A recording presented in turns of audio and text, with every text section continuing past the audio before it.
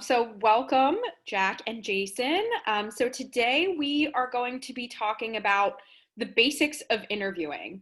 I'm going to go through the presentation and please, if you have any questions, just pop them into the chat and we'll make sure we answer those. But for now, I'm going to share my screen and get started. Okay, so I'm hoping that you guys attended the career fair last week or fairs in the past few weeks. There's also one more happening on Friday, and maybe have landed some interviews from that fair, or you're applying online and you're getting some requests for interviews. So before your interview, these are sort of the things that I would really focus on, researching the company ahead of time. And if you met these companies at the career fair, I'm hopeful that you've already done a little bit of research on them, but we're going to talk about what that looks like, knowing yourself really well and how to connect your skills and experiences to the job you're applying for, dressing professionally, and then practice, practice, practice. So before the interview, know your rights. They are not allowed to ask you about race, religion, relationship status. That is not legal, but it doesn't mean it's not going to happen. So if you get a personal question that you're uncomfortable answering, it is perfectly fine to say that I'm not comfortable answering that question. And also to maybe consider if you want to work for an employer that's going to ask you questions that make you feel uncomfortable. Those are things that I want you to think about, because ultimately you're also, when you're doing interview processes with companies, you're also interviewing them. But the question could come up and seem very innocent, like, they might notice you're wearing a wedding ring and ask, oh, are you considering having children anytime soon? And that's something that could happen, and you do not have to answer that question. Be prepared for tough questions. So salary requirements, greatest weaknesses, and I'm going to give you some examples of these in this presentation. And then be prepared to ask the company questions. So when you get to the end of the interview, almost always they're going to say, do you have any questions for us? If you say no, you seem really disinterested and not engaged in the interview and in the company.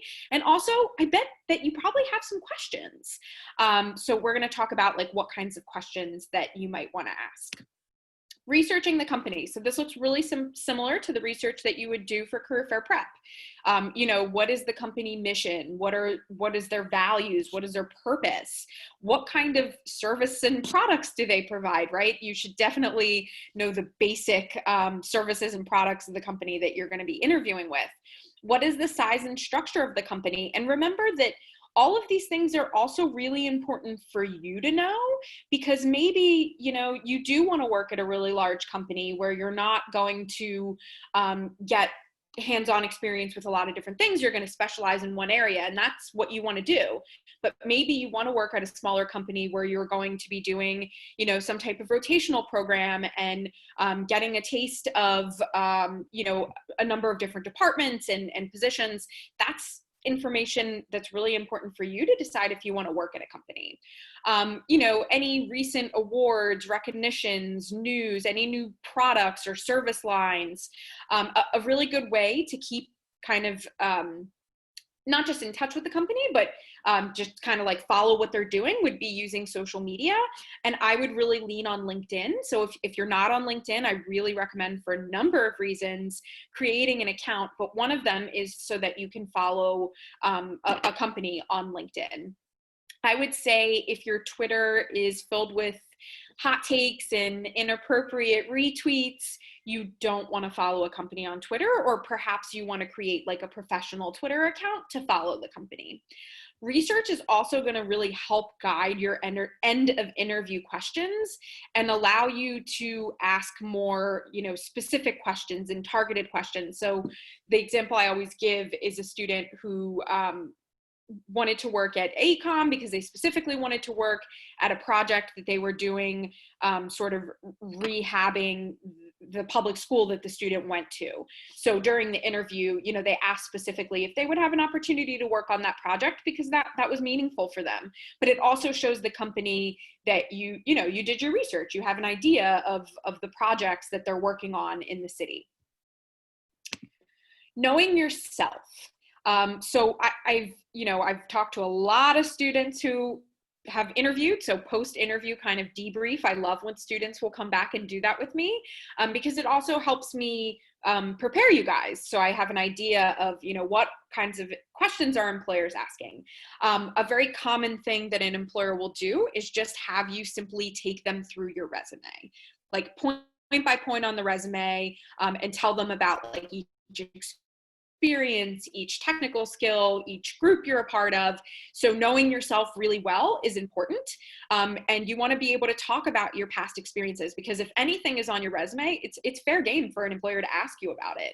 So I've sat with students where I look at their resume and there's a project on there, and then I ask them to like explain the project to me, and they're like, oh, that was freshman year, I really don't remember that much. Like, that's not a very compelling answer to give in an interview.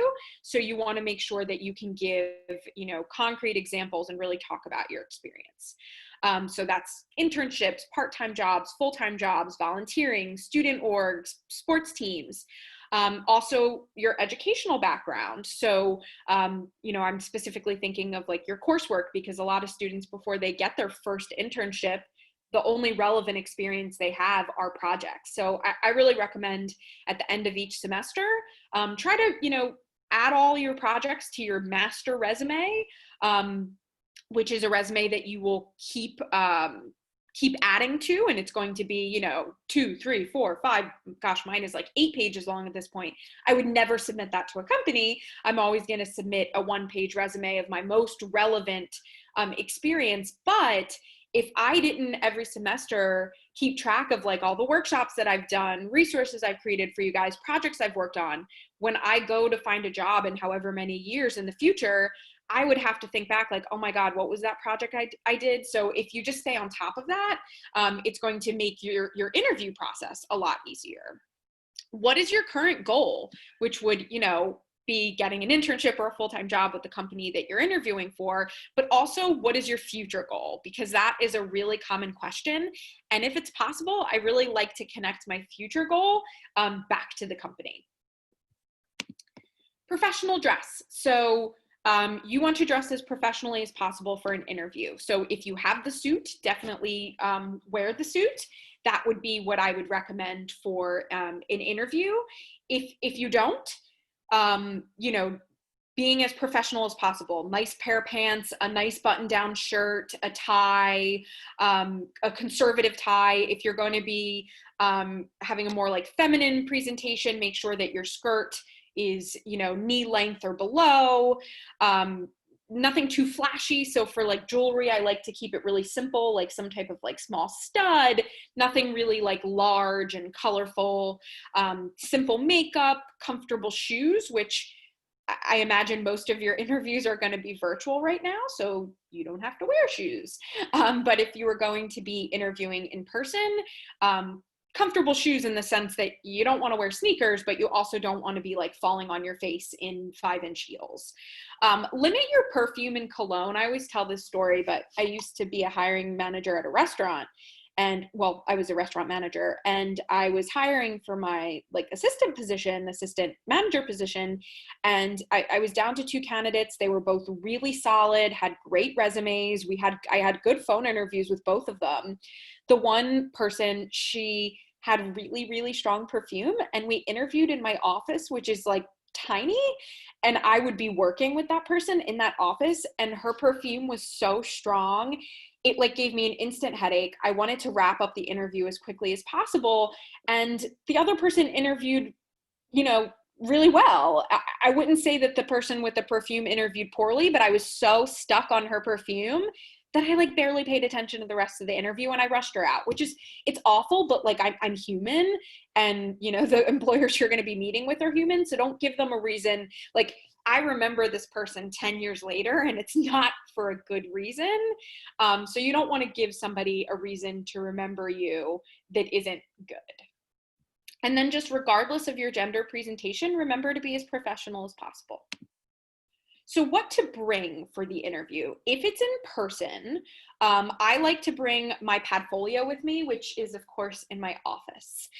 So I can't show you what that looks like, but it's a fancy folder that looks, they can be leather, but mine isn't, but it looks like a leather folder. It's like thick. There's an like place for me to put my resumes, like a pocket for that, and then also a notepad for me to take notes. So you could usually buy this at the Career Center. I don't know, Katie, you might know, are you guys doing like online sales of these? Not that I am aware of, so I'm gonna say no. Yeah, that's my thought. It would be a lot to have to like ship them out to students. So I would say, just buying a Padfolio online. I will say at the Career Center, they're $10. So I don't want you guys spending like a lot of money on this, and you could certainly just take a folder with you. But I would bring copies of your resume and more than you think you need, because, you never know if other people are going to join your interview, or they might just test you and see if you bring copies and they might not print any out for them. So I would bring more copies than you think you need, and definitely have it reviewed by me, Mike Madera, or Katie Snap, who's here with us from the Career Center. So you can also get them reviewed by other career coaches at the Career Center, but I would recommend meeting with Katie. I like to have a pen and paper with me to take notes either during, if that seems, possible and you're comfortable doing so, especially while we're virtual. Like I would absolutely have a notepad to take notes. In person, I personally open my notebook, but I don't take notes, but that's my style of interviewing. But I do like to have my notepad in front of me with questions that I want to ask at the end of the interview. I find that it helps focus me and make sure that I'm asking the questions that I want to ask.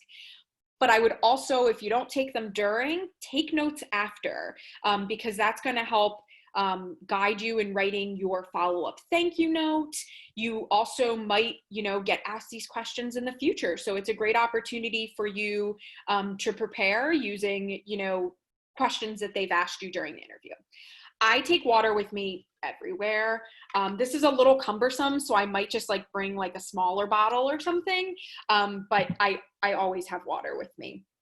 And then a bag or a briefcase. I say bag or briefcase because I just don't want you guys taking your book bags. If it's possible, leave the stuff at home or leave extra stuff in your car if you have a car. But as someone who is mostly a SEPTA pedestrian, I recognize that sometimes we just have to have a bag. So just try to have something a little bit more professional than a book bag if possible. So what to bring if you're virtual? You still want your resume. So if you have access to a printer, I would certainly want to print my resume to have it in front of me, because chances are you're going to be using your full screen for the interview and not going to be able to like glance at your resume. If you don't have access to a printer, I would have a sheet of paper next to you with like, the points that you most want to make sure you hit from your resume. I'm not going to tell you to write out your full page long resume on a sheet of paper, but I would certainly have, bullet points of things that you think are really important for you to hit in the interview. Again, have it reviewed before, not before the fair, before the interview.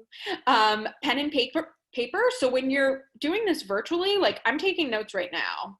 None of you can see that. So I think if I were doing a virtual interview, which I haven't like through Zoom yet, I would be taking notes during the interview. Water again, and this is a little less awkward in terms of being cumbersome because you guys can't see it in the video screen. Put your phone away or turn it off. Really, I can tell when I'm meeting with a student and their head goes like that, like I know why. It's because their phone, pinged, or they got a Snapchat or something. Just put it away or turn it off. And then if it's possible to sign into your session 5 minutes before, do so. Or at the very least, like I would absolutely be at my computer a good 15 minutes before the interview is going to start, so that I can test my, technology, make sure everything's okay, and that I'm ready to go. So some common interview questions. Almost every single interview you're going to have in your life is going to start off with tell me about yourself. And that is essentially a tailored elevator pitch. So you're going to let them know like what you're currently doing, which would be, getting your bachelor's degree in mechanical engineering or, what have you. You want to give a little bit about like your past experiences and skills that connect to the job. So for example, if you're going for a design position and, the biggest skill that they want you to have is AutoCAD, I would absolutely mention AutoCAD in your tell me about yourself. But yeah, essentially it is a tailored elevator pitch. What makes you a good fit for our company? This is a very common question as well. Or sometimes it might be, why do you want to work here? Or why do you think you would be a good match for us?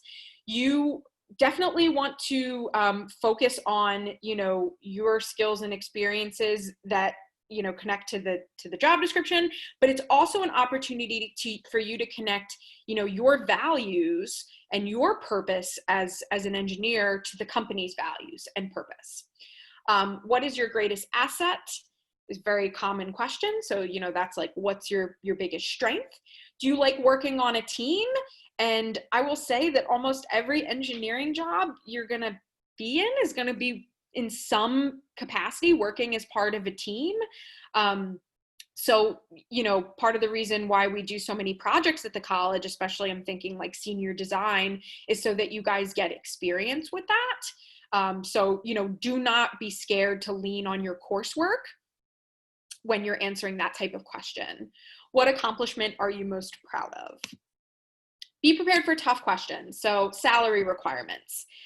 If you're going for an internship interview, it is very rare that like money is going to come up, but no matter what, you never bring it up. But for a full-time job, if I were walking into a full-time position or walking into an interview for a full-time position, I would go armed with some data about, average starting salary for that position. The internet makes this like relatively easy. I like using the salary.com as a decent salary calculator. It lets you put in like the position title and the location to give you an idea of what the average is in that area for that position. So that way, if, for some reason in the first interview, a salary question comes up like, okay, well, what do you expect to make?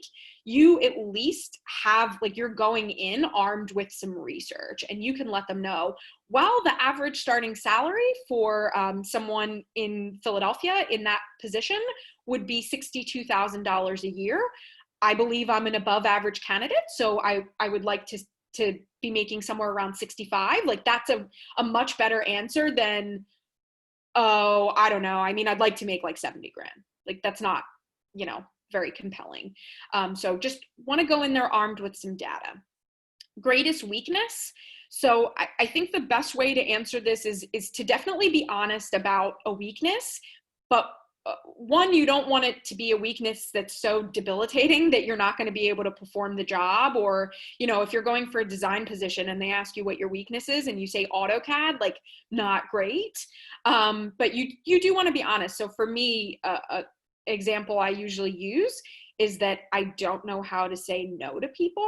So, Sarah will ask me to be on a committee and I say yes. And then John will ask me to be on another committee and I say yes. And then Sarah will ask me if I can collaborate on a project and I say yes. And then I can't complete the tasks that are a part of my main like job functions. So what I've learned to do is to set up some boundaries at work where I want to say, yes to people when I can, because collaboration is important and I want to be part of our team, but it can't be at the detriment of the work that's in front of me. So learning to create some healthy boundaries, but still be a team player. So I gave a weakness, and it is a weakness. It's something that gets in my way often enough, but it's also, I gave what I'm doing to try to work on that weakness and to change it. So when you're giving a weakness, like give the weakness, but also tell them how you are working on that. Where do you see yourself in 5 years, 10 years? Common questions. And I do, if you can work the company being a part of that, like, a company would love to hear that you would like to, end up in a company after graduation and stay there long term and move up. Like, companies do like to hear that because they want to invest in people that are also going to be investing in the company. Explain to me how something works. This is a question a few students recently have told me that they got, and I actually think it's kind of a fun question. But yeah, the employer just wanted them to explain how anything works. Now, questions like that can be a little bit daunting because it's not specific, right? You have to come up with a specific example. So, practicing for these types of questions ahead of time can be really helpful. Explain the internet to a 5-year-old. IBM asked that question to 2 of our students this year. So again, if you practice these questions ahead of time, I think you'll be prepared. Tell us about a time you disagreed with your manager. You want to be careful there where you don't want to bash your manager. You don't want to bash the company you've worked for previously. But humans disagree. And I think, you want to use an example that shows sort of a level of mutual respect, or at least an attempt on your end to be respectful of your manager. This used to be a Google question. I'm not sure if they're using it anymore. A lot of people hate this question, but how many tennis balls fit in this room? So when I ask this question of students in mock interviews, I'll get like 2 veins. Like, sometimes students will just like throw out some arbitrary number, or they'll say, I don't know, I couldn't answer that. Neither of those are good answers. So that's a critical thinking question. You want to start talking through the problem. Well, first I would want to get the dimensions of the tennis ball. And then I would need to find, the dimensions of the room, and I would divide that by, the dimensions of the tennis ball. I don't know if that's right. But I'm just letting you guys know, like, you want to talk through the problem. It's a critical thinking question. There is a right answer, but you're not going to be able to get to it in this interview. Behavioral-based questions, and I'm not going to go into this too much today because next week I have a workshop specifically just on behavioral questions where I'm going to, go through a ton of examples and give like concrete answers for them. But a behavioral question is when an employer will ask you something like, tell me about a time you worked with a group and something went wrong. So essentially they're asking you to give them a story of a past behavior so that they can sort of see how you would react in a future situation that would be similar. Because that kind of stuff happens all the time, right? We work with groups, people disagree, and it's important for them to know how you might handle that situation in the future. So these are also known as STAR questions. Mike and I like using the SARA technique a little bit better than STAR. We find that the STAR technique is just a little bit incomplete. So for the SARA technique, it would be, situation. So what is the problem? You want to paint the picture for them. Action, what did you specifically do? Result, so quantify what happened. And then application, what were the lessons learned? What were the skills gained? If you can kind of focus that on the position that you are interviewing for, that is great. So, some examples of this would be, tell me about a time you were a leader. Tell me about a time you faced a deadline. Tell me about a time you sacrificed personal goals for a team effort. These questions are very common, especially bigger companies like Lockheed Martin. Like, a lot of their interview is behavioral interview questions. I am not going to dive more into this because I want you guys to tune in next week for a workshop on behavioral interviewing. So at the end of the interview, you definitely want to ask the employer questions. And I want you guys asking questions that you're interested in knowing the answers to. But I will say a question that I recommend always asking is, and I don't think I have it here because I had it on another slide, when will I hear back? What is the hiring timeline? I don't want that to be your only question. You should definitely ask more than one, but it's important for you to know when you're going to hear back so that you know when to follow up. Because if they tell you, well, this is going to be a long interview process, you won't hear back from us for a month. 2 weeks pass, you're not freaking out. But if you didn't ask that question, now 3 weeks have gone by and you haven't heard anything, you don't know if it's appropriate to follow up yet. But if they told you a month and then it's 5 weeks and you haven't heard anything, it's super appropriate for you to check in on the status of your application. Other questions you could ask: what kind of training will I receive? What types of growth and development opportunities are there? Could you tell me about a typical day in this position? what do you like best about working here? Like if you're interviewing with someone who's been at the company for 30 years, man, I would definitely ask that question because I want to know, they stayed there for a long time. I want to hear their perspective about it. What is the company culture like? These are all, appropriate questions. Do not bring up money. Do not bring up money. Just wait for the interviewer to bring it up. So for phone and Zoom interviews, the prep is exactly the same. The format is going to be a little bit different. You want to make sure that your background isn't messy or cluttered. You want to make sure you have a reliable connection. You're able to have your materials out in front of you in a way that you can't in a regular interview. I mean, you can have your resume out in front of you in a regular interview, but when you're interviewing from home, you could also have like a little cheat sheet with notes on the company, a cheat sheet with things you want to make sure you say about yourself. Like you have more of an opportunity to like utilize having things in front of you. Professional dress is still, 100% required. I would probably not wear heels or anything. Like I would just be in my slippers. I have heard of companies like asking someone to stand up during the interview to see if they're like fully dressed. I would probably not want to work for a company that did that, but that is not my choice to make. That's your choice to make as workers. But keep in mind that could happen. And then for phone interviews, remember to smile because actually the inflection in your voice does change when you smile. Video interviews. So when I say a video interview, I'm not talking about Zoom.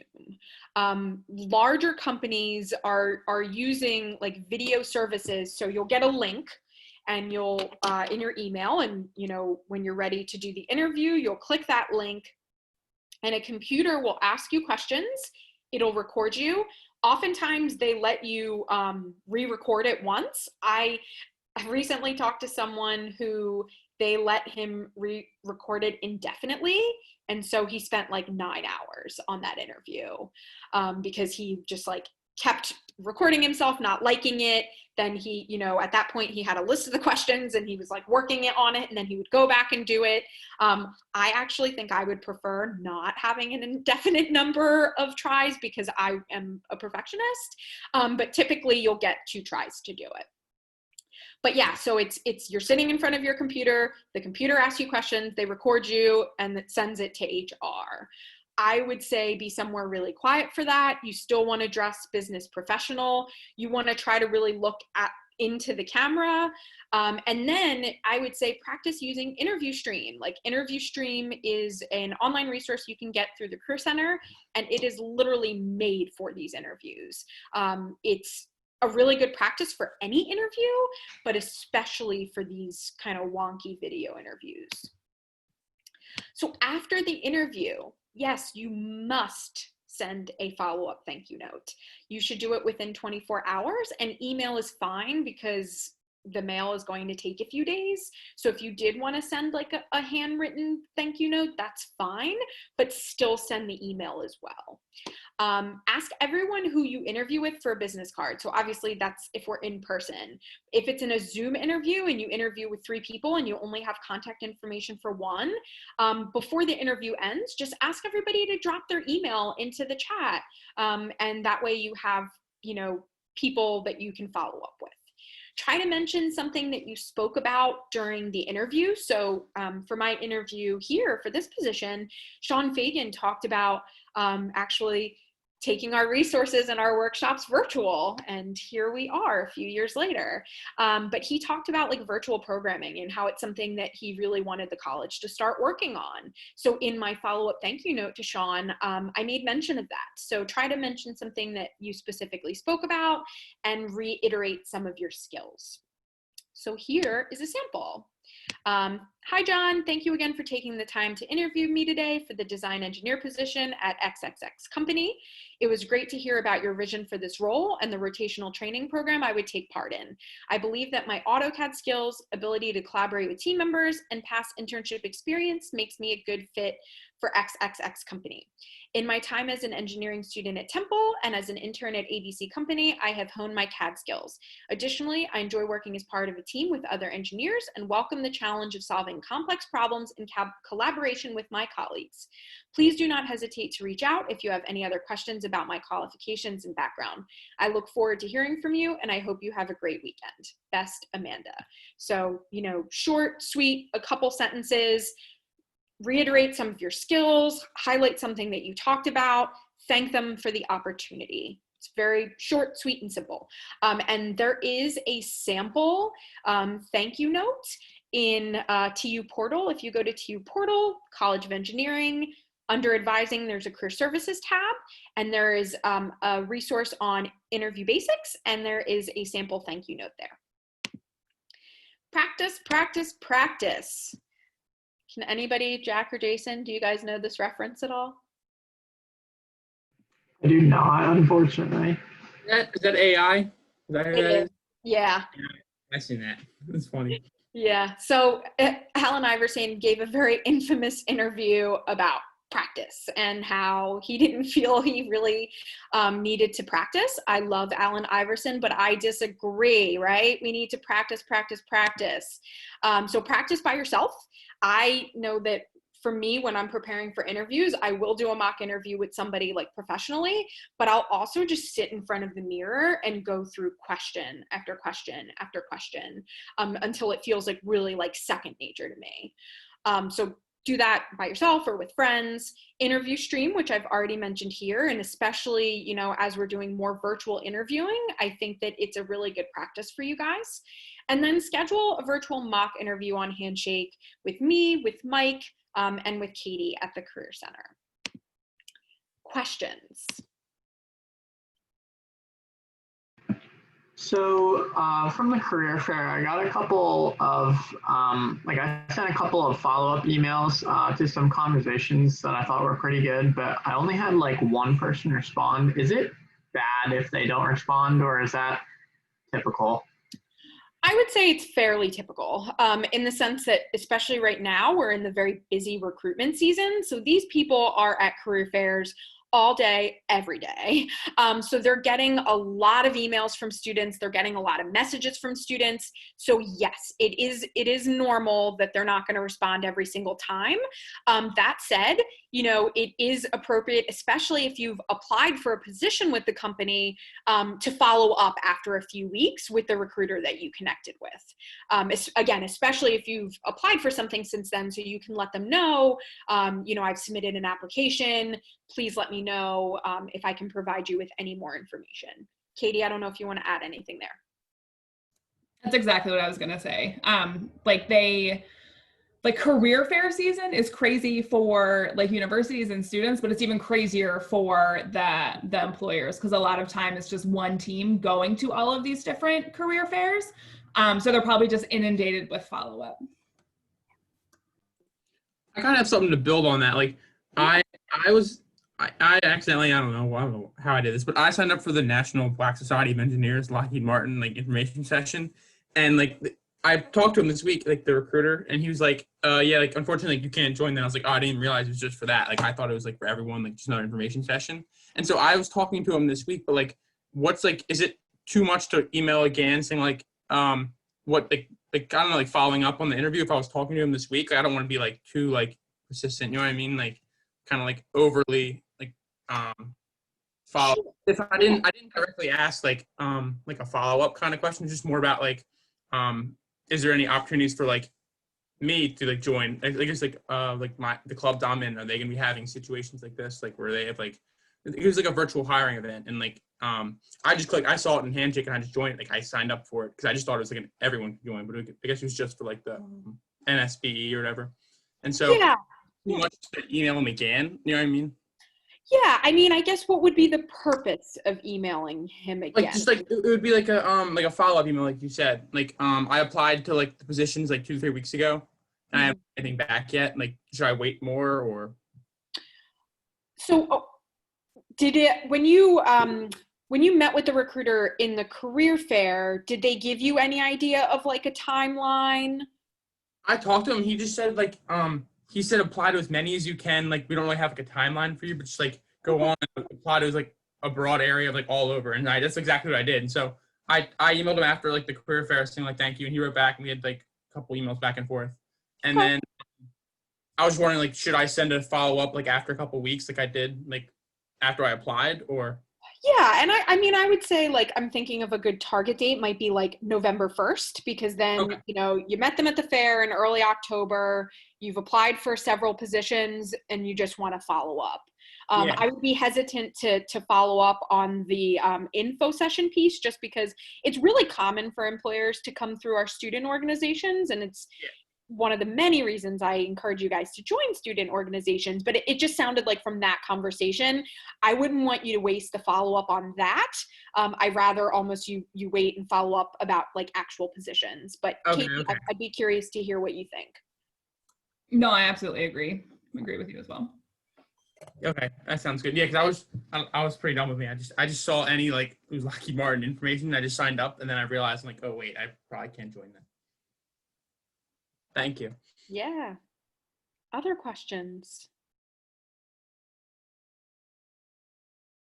All right. Well, thank you all for attending today. And like I said, next week we'll be doing behavioral interviews, and I'm hopeful we'll get a little bit of like practice together on that, students and career counselors. So thanks, everyone. Thank you. I have one more question, if you don't mind, before we go. About like it's about like more like the interviewing today. So what would like is there like mock kind of on Temple? Like I know there's like the documents for like resume samples and like cover letter samples. Like are there like interview question samples on there? Yeah, so if you go to under TU Portal, College of Engineering, Advising, Career Service tab, Yeah. the interview basics handout has a couple, like the ones that I went through today, Yeah. but there's also a behavioral interview handout that has 20 sample behavioral questions. Oh, okay. Oh, that's awesome. Yeah. So I, you know, when I meet with students for a mock interview, I pull questions mostly from there. And then I also just encourage you guys to, you know, just practice those questions on your own. If you have stories for each of those 20 questions, I'm super confident that you're going to be able to answer any behavioral question. All right, cool. I also noticed on Handshake that like under the company, like if you click on like the about, I think it is, like it'll tell you like people write reviews of like their interviews, and like they'll list sometimes like what kind of questions the company will ask. So like I don't know if Jason knew that or anyone else knew that, but that's Oh, why. that's really cool. I didn't know that. So thank you, Jack. That's really I saw cool. like different like questions that different companies were asking, which is nice to see. Yeah, definitely. I always think of like Glassdoor as a good place to go for that kind of stuff, but that's great to know it's on Handshake too. Thanks, Jack. Yeah, no problem. All right, everyone. Take care. Thank you. Have a Thank you good so much.